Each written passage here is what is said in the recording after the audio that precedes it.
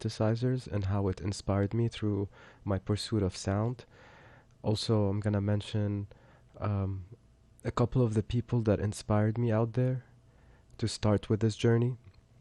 And lastly, we're gonna have a virtual hands-on experience using a virtual modular synth called VCV rack. And later on, we're gonna take it out and try it on the machines.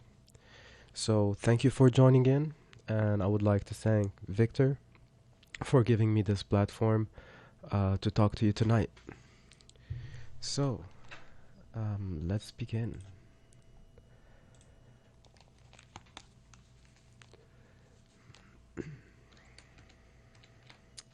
So I put together a small presentation so that you could follow along.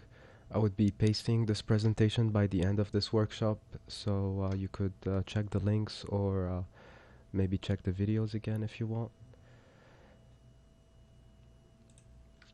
And here we begin.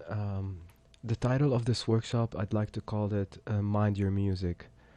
And it plays on this really simple pun of generating music from your mind. Of course, you know, there's a lot of talented musicians out there that can have a virtuosic experience with guitars, pianos, violin, cellos, the whole nine yard.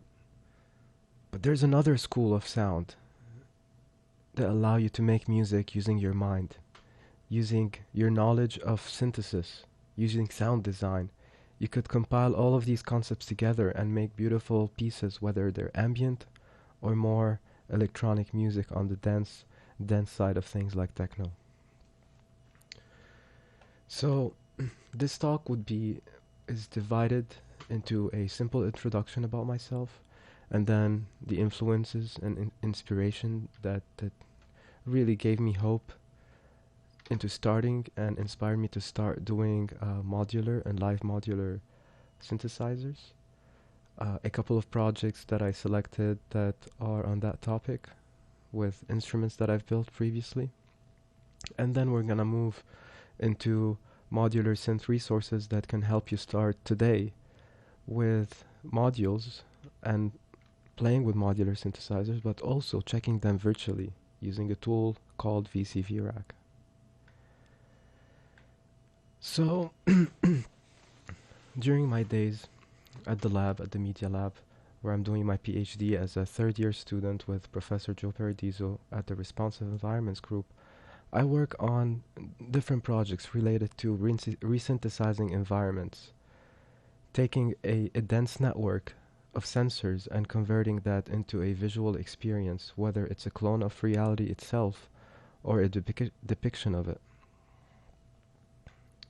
This is my professor, Joe Paradiso, and 6 years ago, as soon as I joined the lab as an intern or a visiting student, I was facing this big machine right outside my office, and it looked very intimidating at first, with all of these knobs and wires.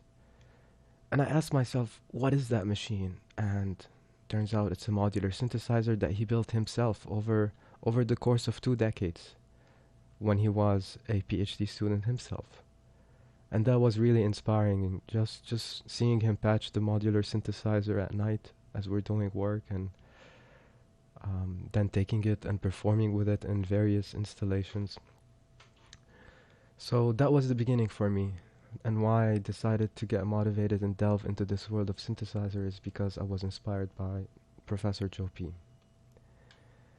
A couple years ago, he wrote a paper about the coming back of modular synthesizers in this community and in this age, because modular synthesizers started in the 70s, and really musicians and composers ditched them because there was better tools out there. What they thought were better tools at the time. And at that time in the 80s, the digital revolution with all of the keyboards and the compact version of them, Yamaha, Casio, all of these companies did great digital versions of the synthesizer, and they take less space and they can let you make really cool sounds. So why did we go back to this ancient idea of allocating space and resources and spending a lot of money on something that you could have done? Well, it's because modular synthesizers are they are openers for this horizon of sounds that you can explore and experiment with it yourself. It's like making your instrument all by yourself just by programming it with wires and cables and simple logic and sometimes more complicated effects and logic. Two of my great inspiration in that field and for a lot of people out there are Don Buchla and Bob Moog. And the reason why I put them side by side in this picture, it's because they represent two different philosophical ideas of the concepts of modular synthesizer. One is called the West Coast philosophy, originally initiated by Don Buchla, and the second is called the East Coast philosophy by Bob Moog. And Bob Moog wanted to make a synthesizer that is appealing to the regular composer so that they can buy it and like make classical music with it or ambient music with it or music for films. He loved the keyboard, the piano. He's a pianist himself too. He also plays the theremin. Don Buchla didn't like pianos at all. From a couple of documentaries and readings I've seen about him, unfortunately I never had the chance to meet him because he passed away in 2005, if I'm not wrong, or 2010 it was. But Don Buchla left a big legacy of mental ideas and modules, and you could, if you can afford it, they are really expensive. You could buy an original Don Buchla synthesizer. Don Buchla loved sequencers. This idea of programming a machine and letting it program itself basically through a workflow without really pressing a keyboard button. And that's really the main contrast here between West Coast and East Coast philosophies. Of course, there's other things like Bob Moog invented the ladder filter, which has a very distinctive sound. So it's a filter. Its sole purpose is to take frequencies out of a sound, as we're gonna see later on in this workshop.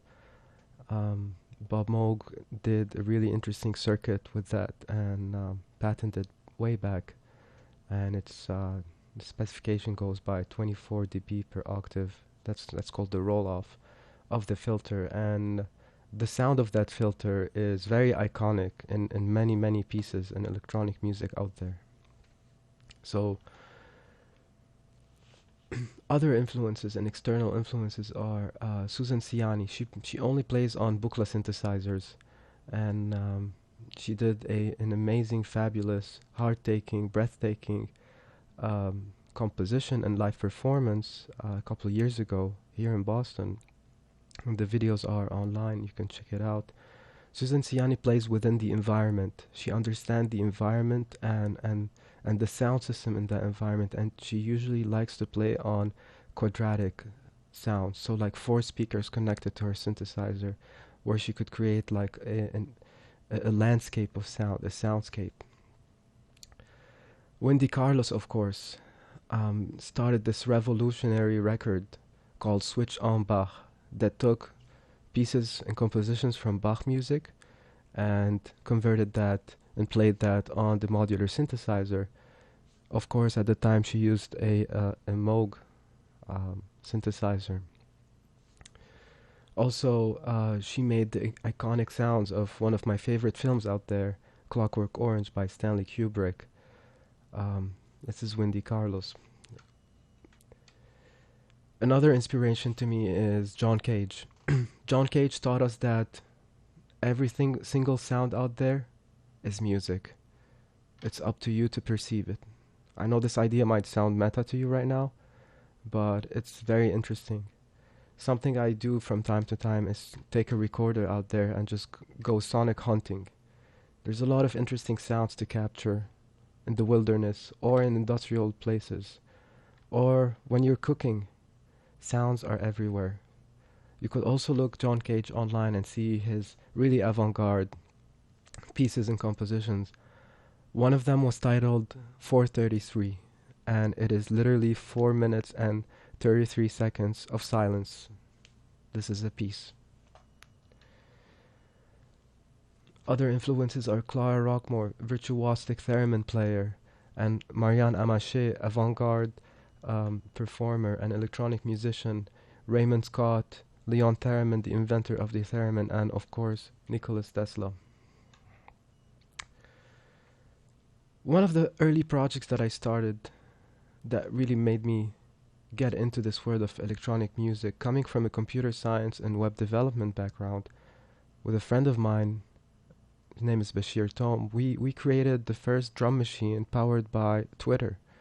So basically you could tweet letters that are transformed into beats and therefore jam with your friends or with the internet on a web page. Later on, I also collaborated with a bunch of students from the Media Lab in a class that I took at the time called Tangible Media with Professor Hiroshi Ishii, where we programmed a shape display for it to become a shape-shifting synthesizer with a drum machine module built into it.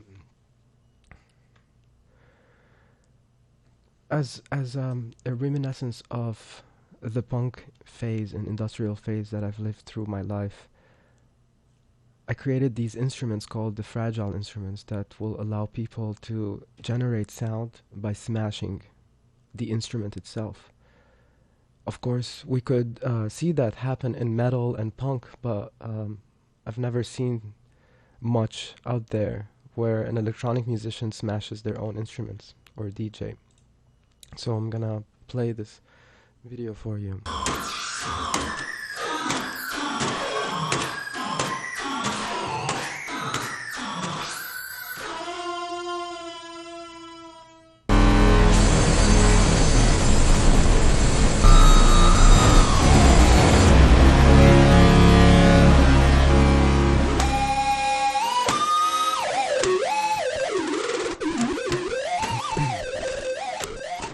It was indeed a wild project, and we got a chance to demo it in Europe, and this is one of the videos made about it, but there's also a research paper that if you're interested, we can send you the link.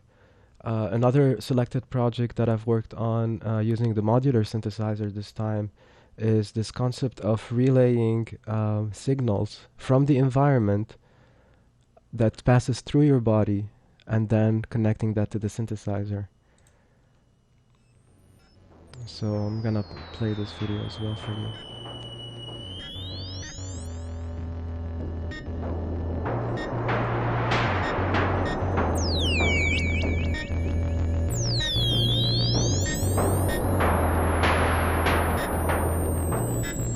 You could see on the scope the signal that is being transmitted back into the synth.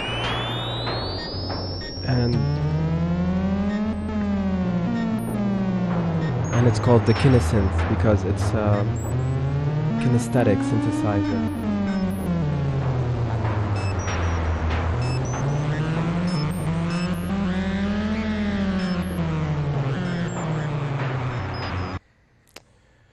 So, the world of modular synthesizers, now that we're back. There's a lot of great tools out there that you could check. One of them that I spent endless hours on is called modulargrid.net. And what Modular Grid is, it's a really simple website loaded with all of the modules out there. You search for the company name or for the module name, and then you get an image of it. You can drag and drop it into your case or the case that you desire to build. And it's a really handy tool because it helped me figure out where to screw things, where to unscrew things before I actually do that. And I highly recommend checking it out before buying anything, or even before buying a case. And usually if you want to start with hardware, the first thing that you want to think about is, I need a case. I need this placeholder that will let me put all of my modules in. And you could start small, you could start big. That's really up to you and to your budget. But you could also buy semi-modulars, what they called. It's usually like the big module that you see here. These two modules are semi-modulars because they're filled with functionalities, and you could actually program them or patch them through the patch bay that they come with. But they're usually interesting for if you're starting with this and you don't want to spend too much money on this. There's also tons of resources out there, forums, because it's something that started in the 90s and early 2000s. The forums got tons of resources that you could check. Also, YouTube videos. I highly encourage you to really check it out there. There's a lot of tutorials, even on VCV Rack, which is what we're gonna start using today.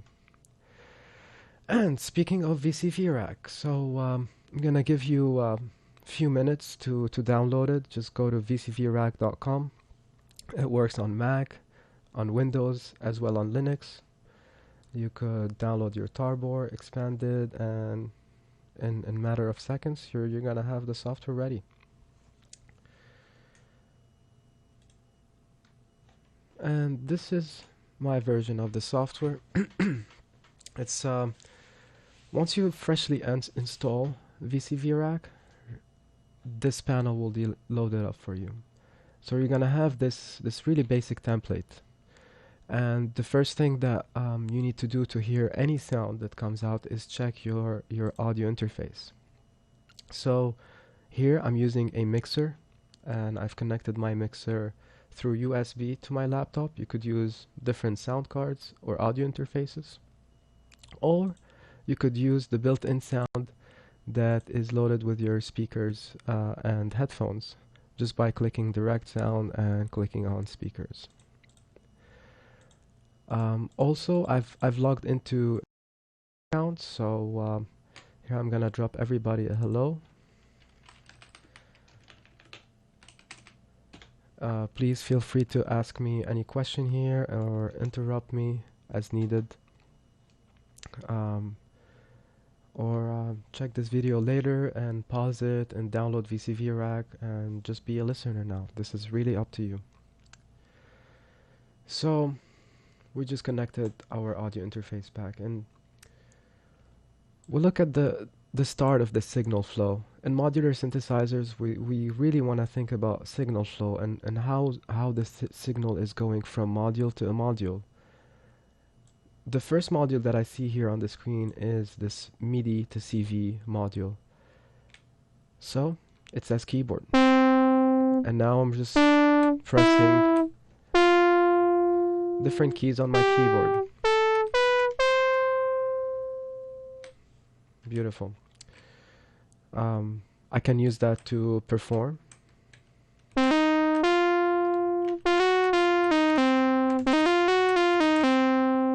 can play something like the blues if you want. But this is it. It's very limited. You're using your keyboard as an interface. You could connect external MIDI instruments, but we're not really gonna get into that today, so I'm just gonna remove it. And now we're left in with a VCO. We're gonna see what that means. A VCF, an ADSR, a scope that will let us see the different waveforms coming through, a mixer, and the audio interface. And I'm also gonna delete this node because we're not gonna be using it right now. So there's no sound right now because there's nothing triggering my ADSR. As you could see, the ADSR's output here is connected to the filter. So I'm gonna also remove that. And I'm gonna remove the low pass filter. I'm just gonna start from scratch. And I'm gonna start with something called the VCO. As you can see in the modular synth world, most of the modules starts with like V something, VCF, VCO, and VC stands for voltage control. And this is really the essence of programming, or your programming language to program modular synthesizers. It's how would you pass voltages around, or audio, which is also a voltage. Usually voltages on the modular synthesizers, this is a simulation of that, but outside of that simulation, they go from minus 12 volts to plus 12 volts, and also 5 volts for control signals. So the voltage controlled oscillator, this is our first module that we're gonna check, and it has these four different waveforms. These are if we want to see the waveform, we can go here from sine into the input on the scope. And then I can hold down the control key so I can have another cable, and then I can go into my mixer in the input. And there you go, your first sound. So let's check all the different waveforms and let's see how they look like. This is a triangle. I'm gonna try to zoom in a little bit on the screen. Oh, this has changed the position. Okay. So this is a triangle. This is a sawtooth, and they call it sawtooth because it really looks like a sawtooth. And this is a square wave, also known as a pulse wave. And the pulse wave is interesting because you could change the width of the pulse. This is probably a 10% pulse wave. And that effect has a really distinctive sound. We're gonna hear it in just a second.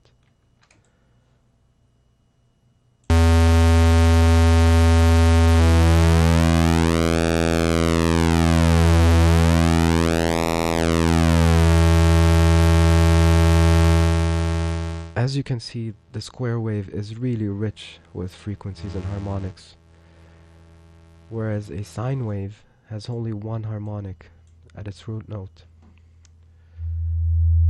That's the difference. I didn't have to lower the volume here. In fact, I had to increase it. The triangle wave is a little bit softer than the square wave, but harsher than the sine wave. The sawtooth is also a little bit harsh.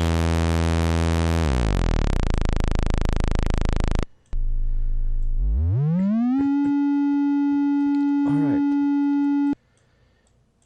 After making that initial sound, this is really where you begin. There's 3 types of modules out there. Of course there's more, but there's these 3 really basic types of modules. Modules that make sound, called sound sources. Modules that accept sounds, they're also called sinks, like this mixer here. It accepts an input. And utilities. Excuse me. And utilities, modules that will help you shape your sound. I'm gonna take back the square wave. It's very crisp, so I'm gonna use something called a VCF, which stands for voltage controlled filter, that will help me filter down these sounds that are undesirable. So I go from the square wave, from the output, and then I go into the input, and there's many different types of filters. In that specific module, there's 2 kinds. One is called a low-pass filter, that only allows low frequencies to pass, and it denies access to the high frequencies. And the other is called high-pass filter. And this very important knob here, it's called the cutoff filter. And this will really specifies where to cut off. So we're going to use a low-pass filter because this is a way to filter out these undesirable high frequencies. And as you can see, it doesn't sound like that anymore.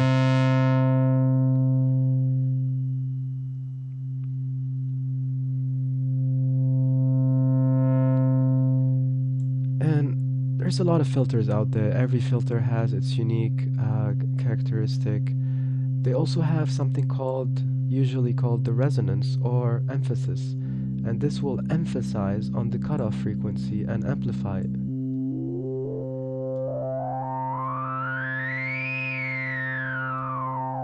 And as you're sweeping, you get to hear what appears to be sort of an acid-based sound.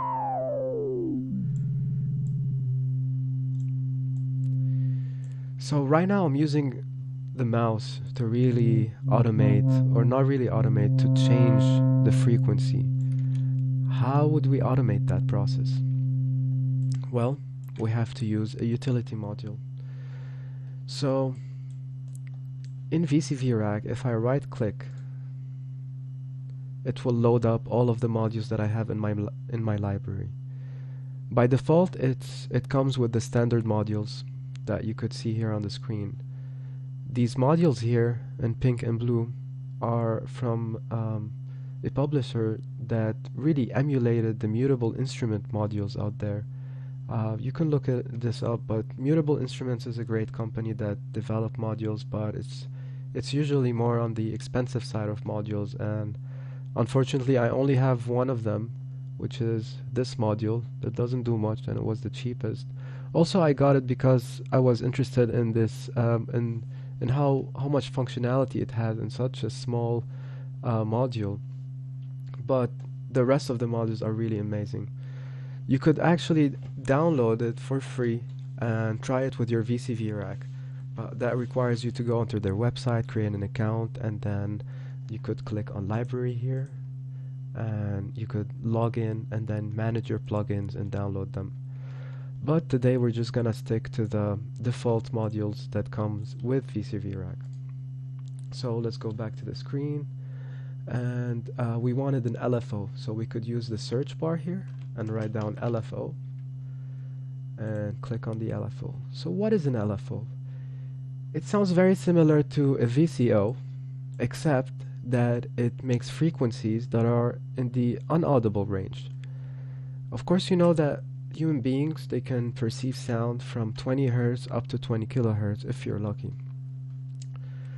Because over time your ear is gonna degrade and you're gonna start to hear less of those high frequencies. A low frequency oscillator, that's what an LFO stands for, allow you to generate frequencies that are below 20 Hz.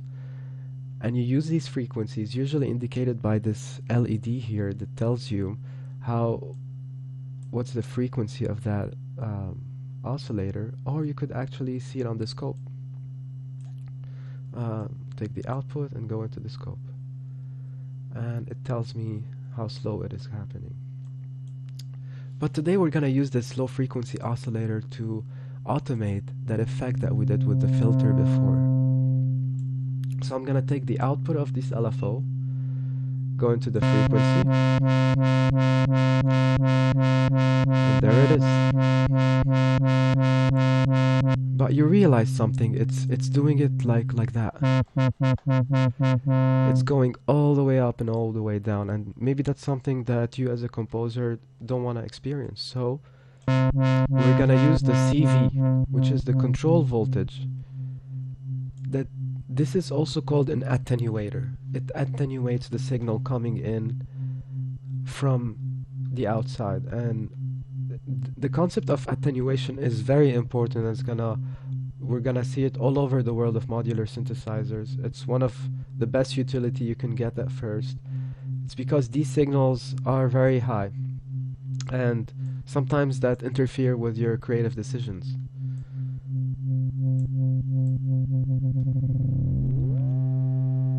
And now we could actually hear the modulation as it's having its own sonic character.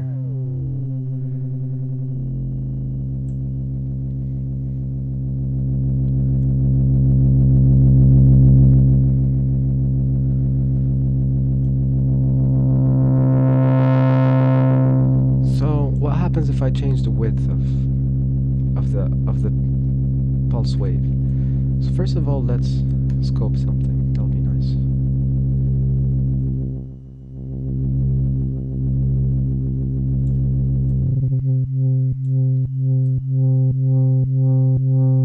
Alright, maybe it'll be nice to automate the PWM using this PWM input. So I'm gonna either right click and load another LFO, or I can just right click here and say duplicate, or hit Control D.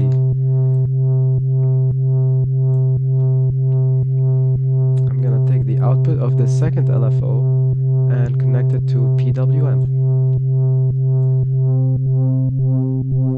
Increase the CV on the PWM to get the desirable function.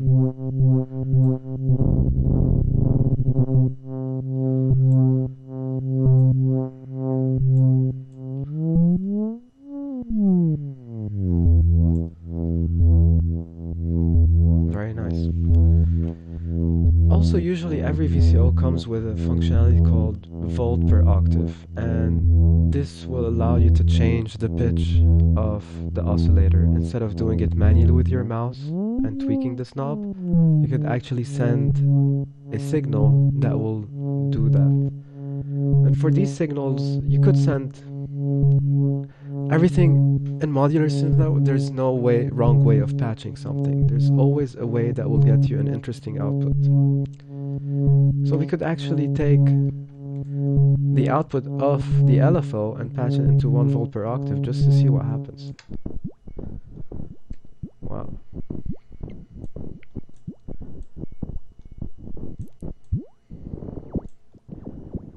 And it's creating all these kind of UFO sounds. Otherwise, it's common to use something called a sequencer with the volt per octave functionality. We're gonna go back and we're gonna look for a sequencer. Usually a sequencer it's basically a way to send different discrete voltages to a module. This is a sequencer. This sequencer will not run unless you feed it with a clock. And a clock is a pulse, so we can also use an LFO for that. So I'm gonna load this LFO. I'm gonna take a square wave. Notice that there's several types of LFOs, and for this specific one I wanted to select the one that has a square wave. So now the clock is blinking. So we're gonna actually start programming that sequencer, and as I change the step size you could see that these are blinking. So now I can take the row 1, which is that first row, and connect it to 1 volt per octave.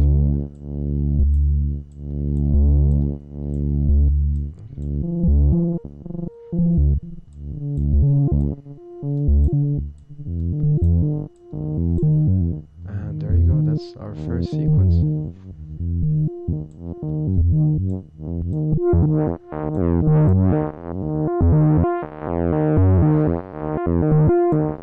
There's a really cool function that comes with VCV Rag, and it's called the randomize.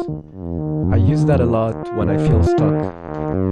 You could either right click and hit randomize, or you could select Ctrl R on your keyboard.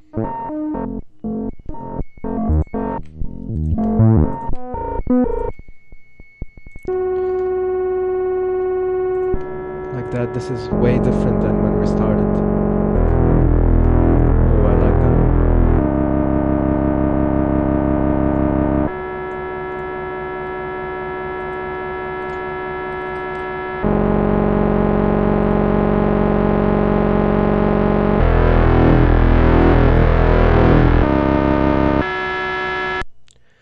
That's pretty intense, and to make it even more interesting, we can start delving into the world of effects. So there's several effects out there. Some of them are time-based, like delay and echo, and some of them are spatial, like reverbs.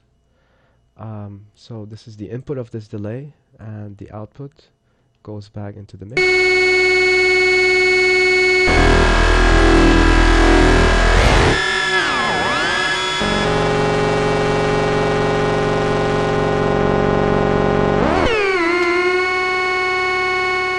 So we could change the parameters of the time, so that tells the delay how many times it's repeating, and the feedback, how much it's feeding back into itself. And we can control these with also an external CV, like we're just gonna try right now.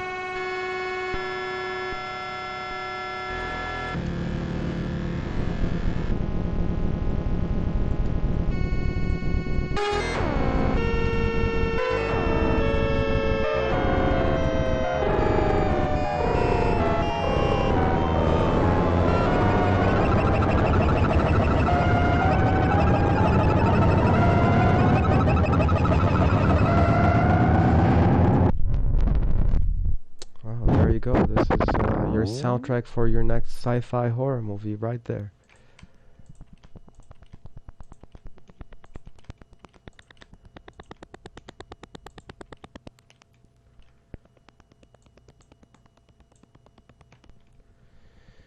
Very cool. How you could really quickly build something and really ruin something in the world of modular. It just amazes me every time. And of course, it's because we've been using the randomize feature to let us go into these experimental boundaries.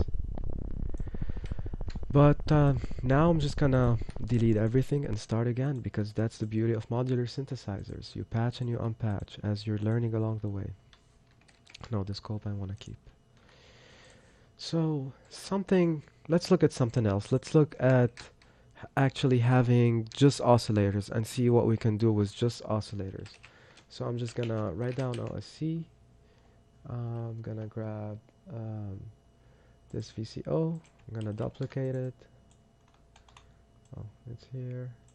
I'm gonna duplicate it. Yes, let's use 4 voltage controlled oscillators, and let's just use them together and see what happens. So simply, let's just start using sine wave.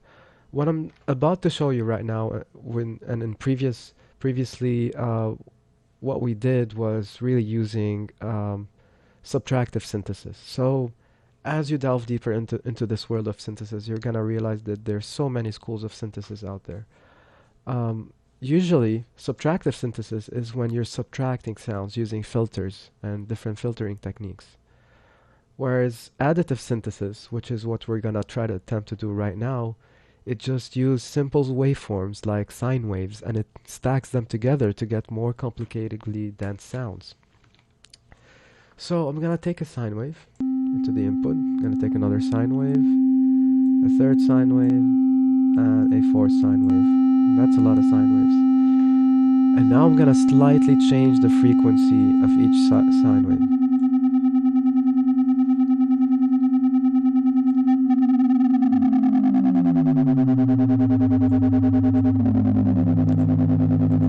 Okay, let's do this again. I'm gonna take one sine wave, I'm gonna go down to a low frequency. I'm gonna duplicate it. And then I'm gonna what is called detune it. I'm just gonna slightly change the tuning on it. And you get this really interesting sound that almost feels instantly rhythmic, although these are 2 sine waves clashing with one another, making these ripples.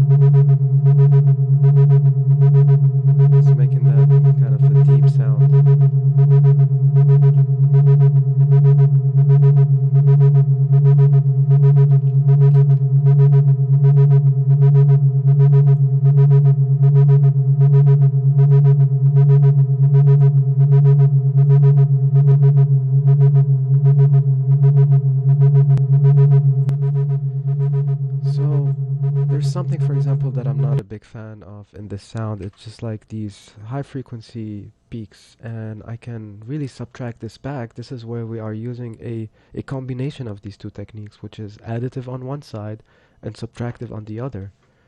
And we're going from the mix into a filter, and then we're gonna go through the low pass filter in both channels. And now I can really creatively change these without being bothered much. And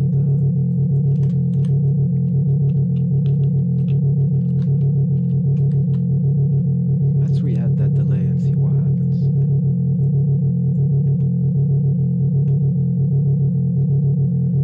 So we're gonna add the delay as the final stage before going into the mix. So it's gonna go from the output of the filter, sorry, the output of the mix.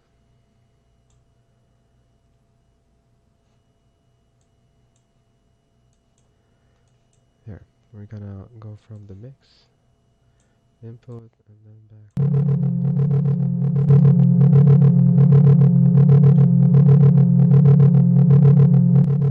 Okay, we're gonna do that again because I don't want to bypass the filter. So we're gonna go from here to here, and then from here to here, and then we're gonna go finally from the output into our sound part.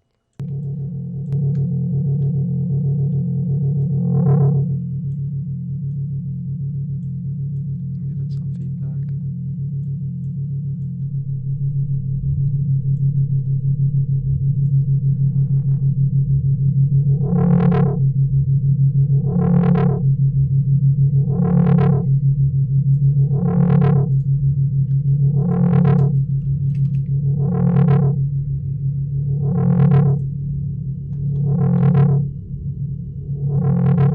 An LFO to automate a few of these parameters so I can give more life to the delay effect.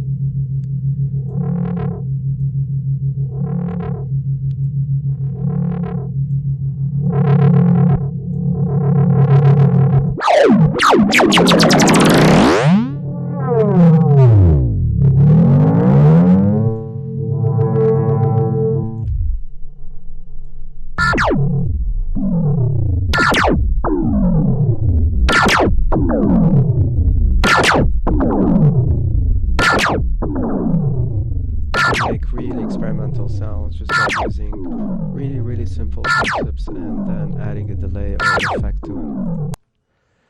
So, oh, time is running out. Wow, really, time flies when you're exploring sound on the modular. Before we leave, I'm just gonna show you a patch that I did prior to this workshop that uses the mutable instrument modules. And it uses specifically this texture synthesizer called the Clouds modules.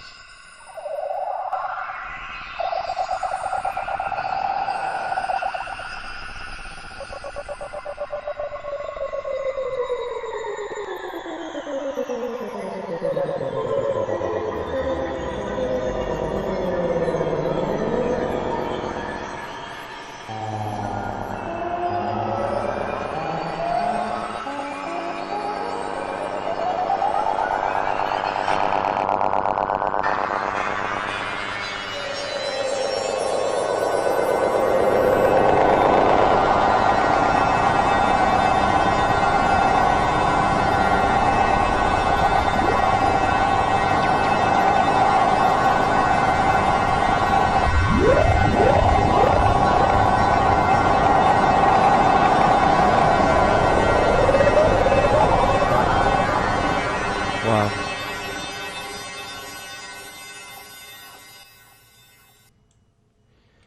So, in the last 15 minutes, there's so many different things that I wanted to show you or talk about today, but seriously, time flies when you're delving into the world of sound.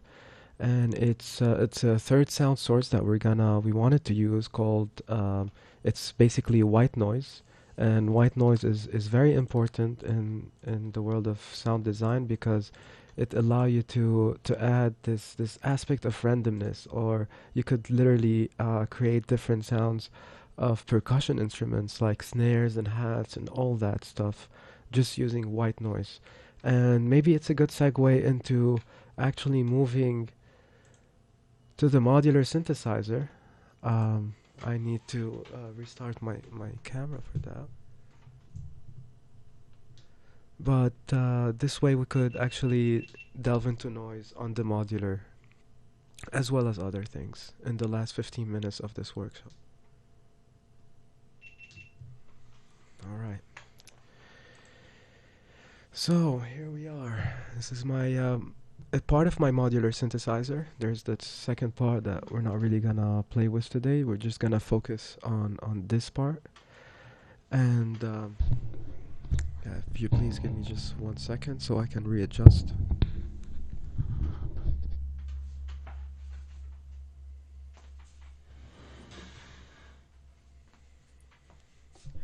So this is the modular synthesizer. Unfortunately, you don't have this fancy randomize feature, and you can only have 2 hands and 10 fingers, so you are limited to that as well. But it's still very engaging, very fun, and it's tactile. There's something that I have, to be honest with you all, with knobs. I love touching knobs. I love the tactile feeling of knobs. I can, precisely tune something with knobs. But first of all, we need cables. Lots of cables.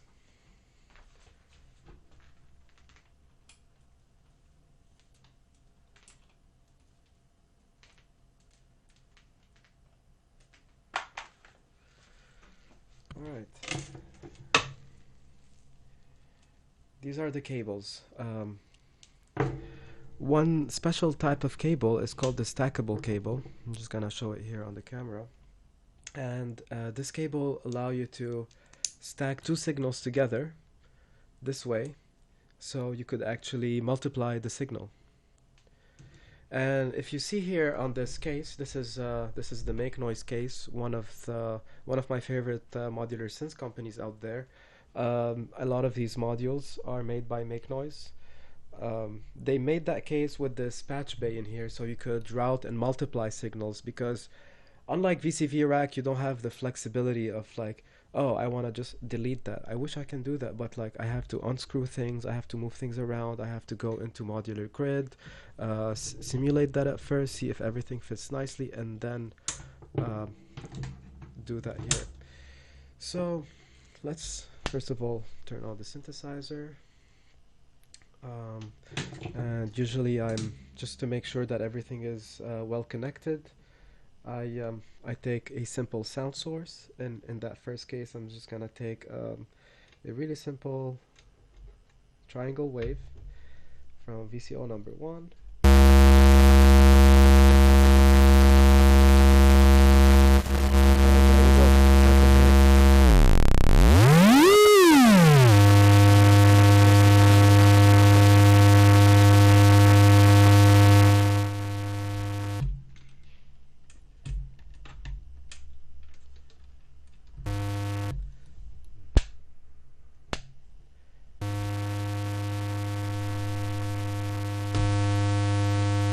There you go.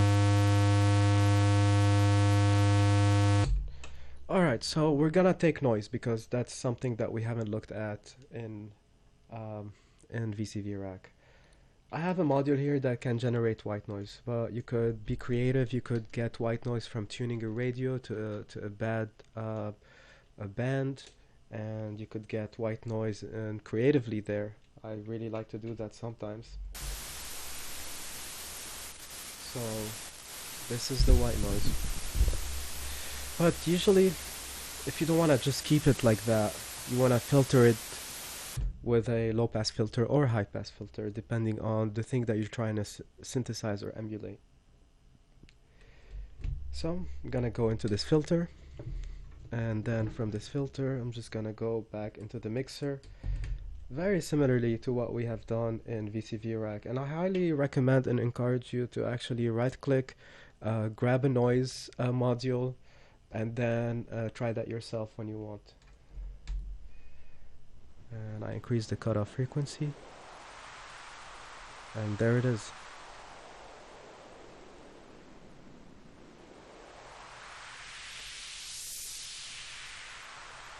Alright, so maybe it's a good exercise to try to emulate the sound of the wind. Let's say like a nice breeze that is hitting you.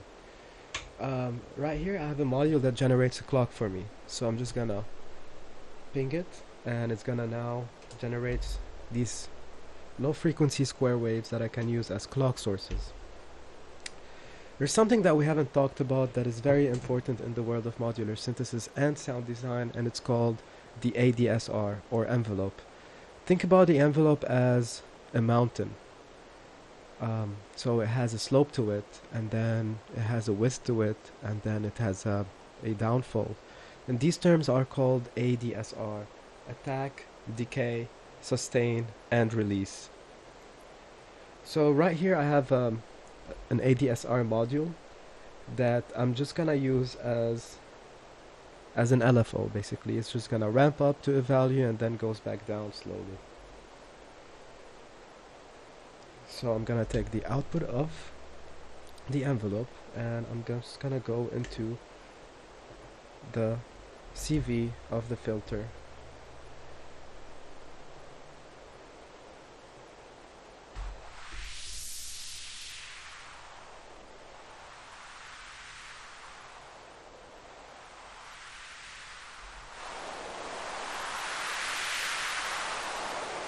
And there's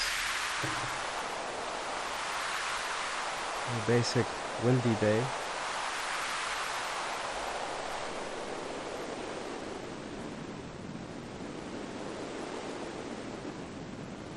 There's a lot of interesting sounds that you could synthesize from nature. Sounds of birds and crickets. I had, a couple weeks ago, I had this fantasy about recreating cricket sounds on the modular synthesis every night.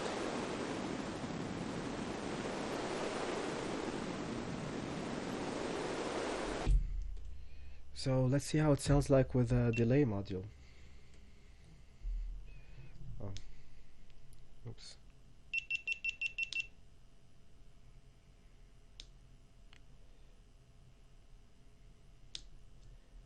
And we're gonna just connect the delay in a second.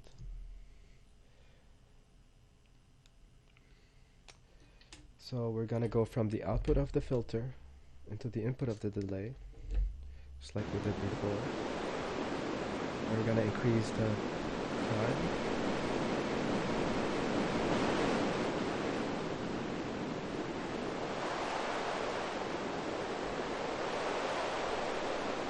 I'm gonna add a little bit of reverb.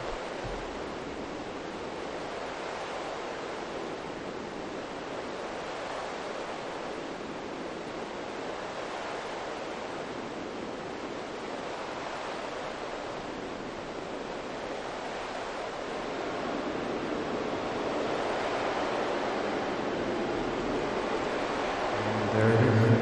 Whoa, I have reverb in myself in my mic.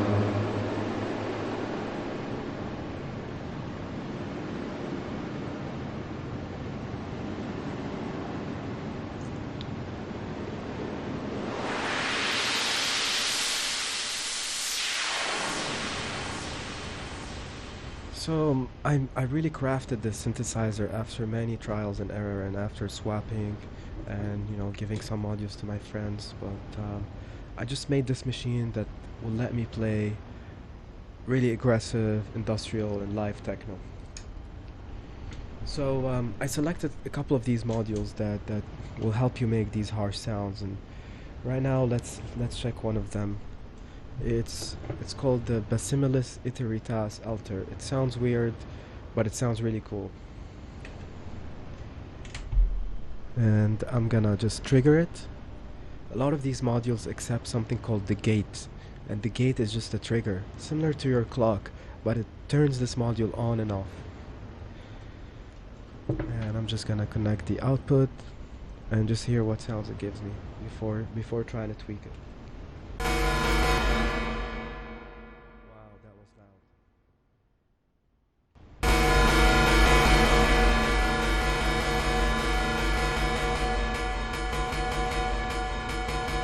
So it can give me these bell-like sounds. It sounds like danger.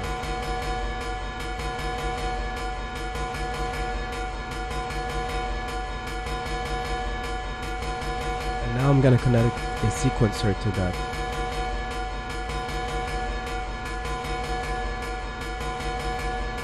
This is the sequencer that I'm gonna be using.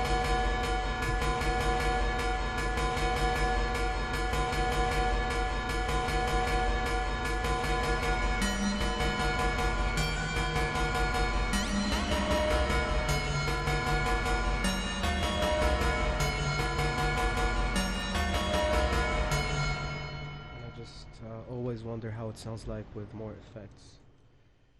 Let's see.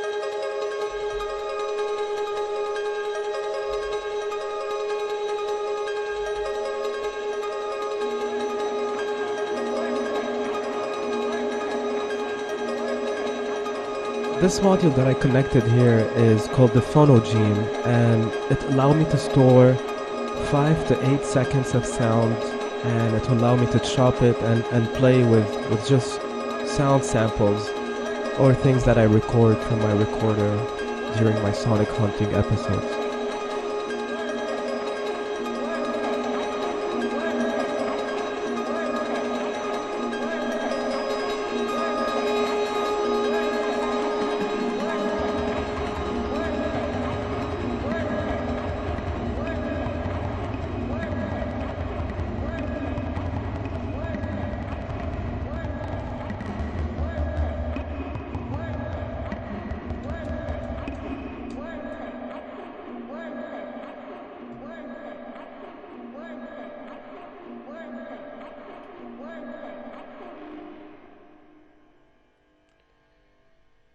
Wow, that was short, but that was really fun for me. I hope you also had fun. So, to conclude this workshop, and I always wish to have more time with you, but I hope that you got something out of this. I definitely had a lot of fun going really back to basics because that's the problem. Sometimes when you've been doing it for a couple of years, you realize that you lose touch and you lose touch with your previous self and with the basics. And there's beauty in simplicity, and simple is never easy. Also, you could get to complexity, and that's the beauty of the modular synthesizer, is that you could get to complexity just from simple, basic elements. As a recap, today we learned about VCV rack, we learned about voltage-controlled oscillators, different waveforms, how to connect modules using frequency modulation, how to use a detuned oscillator in additive synthesis. We learned about subtractive synthesis. Um, we also learned about effects like delays and reverb, how you can play with time and space. And yes, thanks again for this opportunity, and we'll hope to see you next time. Have a good night, y'all.